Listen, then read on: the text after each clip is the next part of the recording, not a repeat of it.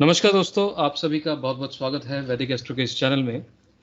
आज हम कुछ नया और कुछ अनोखा जानेंगे और हमारे साथ आज जुड़े हैं संजय तिवारी जी। संजय जी, आपका बहुत-बहुत स्वागत है हमारे साथ आज जुड़ने के लिए। डॉक्टर साहब को ज्योतिष और वैदिक ज्योतिष में काफ़ी नॉलेज है और इन्होंने वैदिक ज्योतिष रिलेटेड कई रिसर्च भी करी हैं। तो आज जी सर। मैं इनसे जी सर। बातचीत कर रहा था, जी तो सर। मैंने इनको ये गुजारिश करी कि थोड़ा बहुत अशुभ तिथियां, मैंने इनकी वेबसाइट में देखा कि इन्होंने एक बहुत अच्छा आर्टिकल बना रखा है। आपका वेबसाइट का पूरा नाम बता दीजिए। मेरे घर मेरे मित्र.com। जी, इनके जो वेबसाइट है मेरा गृह मेरे मित्र.com, तो इस पे आप यही आर्टिकल जो आज हम डिस्कस कर रहे हैं, यही आर्टिकल आप पढ़ भी सकते हैं। तो डॉक्टर साहब, आप ये बताइए कि ये तिथियां क्या होती हैं, इसका महत्व क्या है?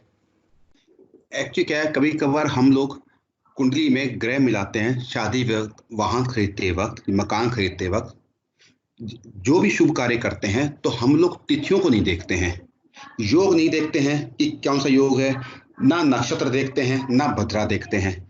ज्यादातर देखते हैं तो एक या दो चीज देखेंगे, बाकी सब चीजें हम लोग अवॉइड कर देते हैं जिसकी जरूरत पड़ती है।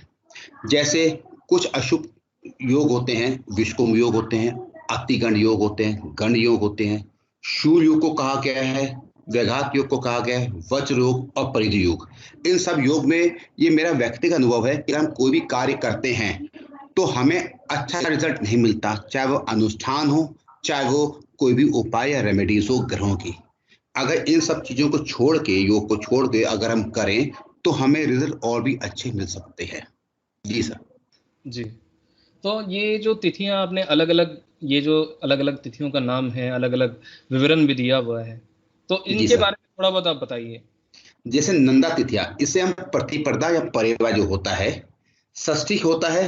षष्ठी के दिन अगर मृगशिरा नक्षत्र आ जाए और दिन सोमवार आए तो शुभ कार्य कभी भी नहीं करना चाहिए। ये दोनों चीजें एक साथ आनी चाहिए।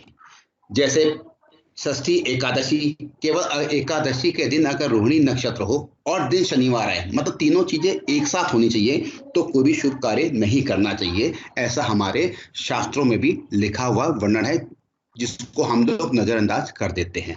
अब आया ज्या तिथि। ज्या तिथि में तृतीय और त्रयोदशी के दिन या अष्टमी आ जाए, उसको भी मान सकते हैं ज्या तिथि। इन तिथियों में अगर बुधवार आए तो कोई भी शुभ कार्य नहीं करना चाहिए। केवल त्रयोदशी के दिन अगर वृष और मीन राशि हो तो शुभ कार्य नहीं करना चाहिए। इन तिथियों में अगर मंगलवार आए और अशुभ राशियां जैसे त्रयोदशी के दिन वृष और मीन राशि आए तो भी शुभ कार्य नहीं करना चाहिए। अब बात करते हैं, पूर्णा तिथि भी एक होती है। पंचमी, केवल पंचमी तिथि में अगर हस्त नक्षत्र हो तो शुभ कार्य नहीं करना चाहिए, जिसको हम लोग नजरअंदाज कर देते हैं। दशमी, कई लोग क्या होता है कि दशमी के दिन कहते हैं बहुत शुभ काम माना जाता है कि दशमी के दिन हम गृह प्रवेश करेंगे, दशमी के दिन हम सब कुछ करेंगे। ऐसा नहीं है। दशमी के तिथि को अगर रेवती नक्षत्र हो और दिन शुक्रवार हो तो शुभ कार्य बिल्कुल भी नहीं करना चाहिए। कोई भी रिजल्ट नहीं मिलेगा, हो सकता है रिजल्ट हमें उसका खराब मिले। इसी तरह हमारे अगर गुरुवार आए तो शुभ कार्य करना चाहिए। जी सर। अच्छा, तो अगर जैसे गुरुवार आता है तो उसमें हम ये शुभ कार्य कर सकते हैं? हाँ, शुभ कार्य कर सकते हैं। रविवार आए तो शुभ कार्य नहीं करना चाहिए, चाहे वो पूर्णमासी क्यों भी ना हो। क्योंकि हम लोग क्या करते हैं कभी कभार कि कोई भी चंद्र का उपाय या किसी भी चीज का उपाय जो होता है या गृह प्रवेश होता है, हम कहते हैं पूर्णमासी के दिन करना चाहिए।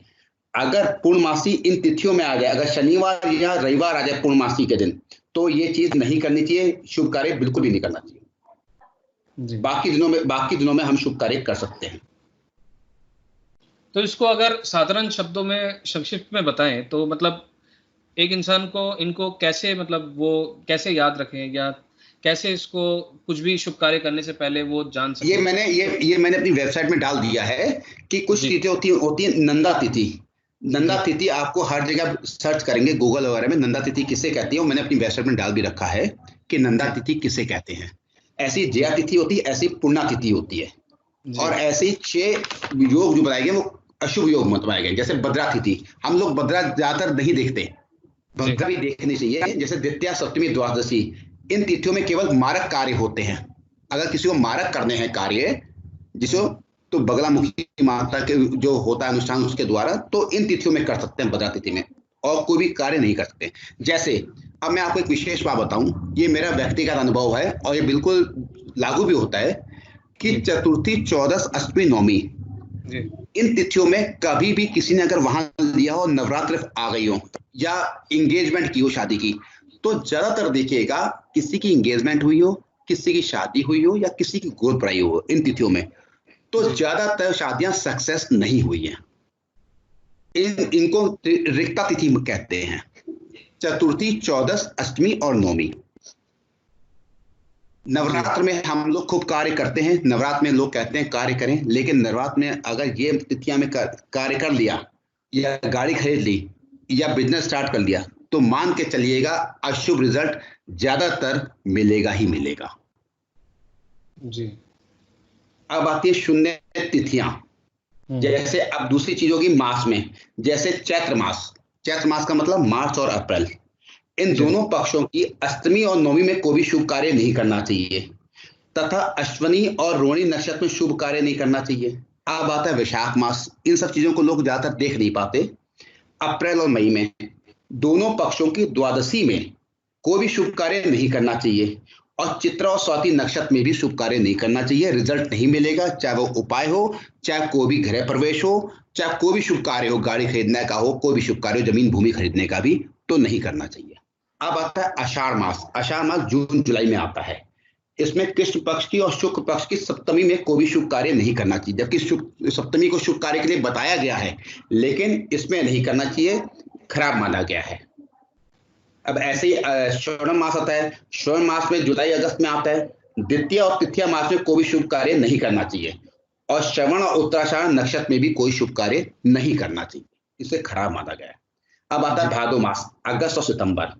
इसमें शतभिषा और रेवती, इसमें नक्षत्र में कोई भी शुभ कार्य नहीं करना चाहिए, क्योंकि राहु और बुध का नक्षत्र है। फिर आता है अश्वनी मास, सितंबर अक्टूबर। इन दोनों पक्षों की दसवीं में भी कोई कार्य नहीं करना चाहिए, क्योंकि वो भी चीज खराब मानी गई है जी।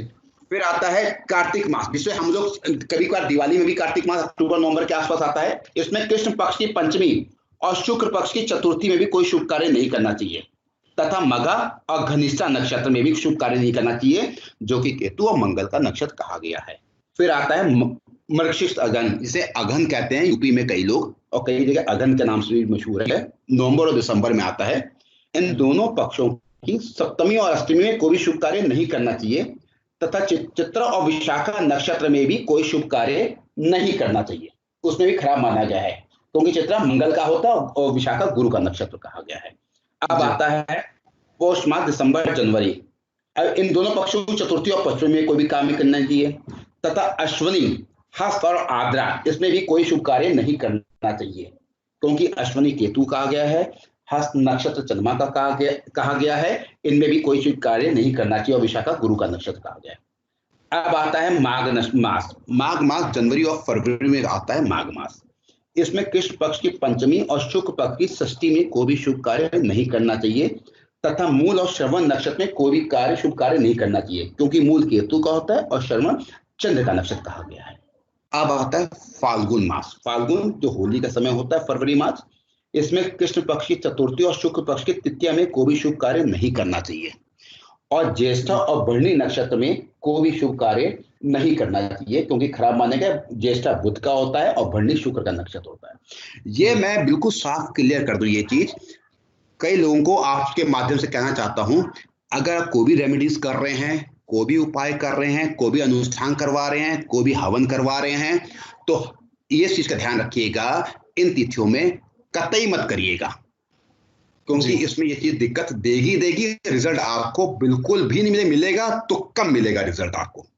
जी, ये बहुत महत्वपूर्ण बात आपने बताई, और मैंने जब आपके वेबसाइट में ये चीज़ देखा और आपने भी बताया कि ये बहुत इम्पोर्टेंट है, हर इंसान तक ये आवाज़ पहुंचनी चाहिए, ये चीज़ का ज्ञान जो है पहुंचना चाहिए। तो हम इस वीडियो के द्वारा लोगों को यही शेयर करना चाहते हैं कि आप लोग इस चीज़ के बारे में जानिए, इस वीडियो को देखिए, इन वेबसाइट में जाके इसके बारे में आप पढ़ भी सकते हैं, जानकारी ले सकते हैं। और मैंने संजय जी को ये भी गुजारिश करी कि अगर डॉक्टर साहब अगर वैदिक एस्ट्रोलॉजी के क्लासेस भी हमारे वेबसाइट के द्वारा अगर ले सकते हैं, तो उन्होंने कहा कि बिल्कुल ज़रूर लेंगे। तो उसके लिए हम एक अलग वीडियो बनाएंगे जिसपे आप लोगों को हम बताएंगे कि वैदिक एस्ट्रोलॉजी के ऑनलाइन क्लासेस में हम क्या क्या चीज़ें बता रहे हैं। और अगर आप लोग पूछना चाहते हैं तो डॉक्टर साहब का नंबर मैं इसी वीडियो के डिस्क्रिप्शन में दे दूंगा, तो वहाँ पे आप डायरेक्ट इनको संपर्क भी कर सकते हैं। तो बहुत बहुत धन्यवाद डॉक्टर साहब, आपने हमारे साथ इस टॉपिक में डिस्कशन किया। तो आशा जी करता हूँ कि सबके लिए कुछ ना कुछ योगदायी रहेगा। जी, धन्यवाद। धन्यवाद।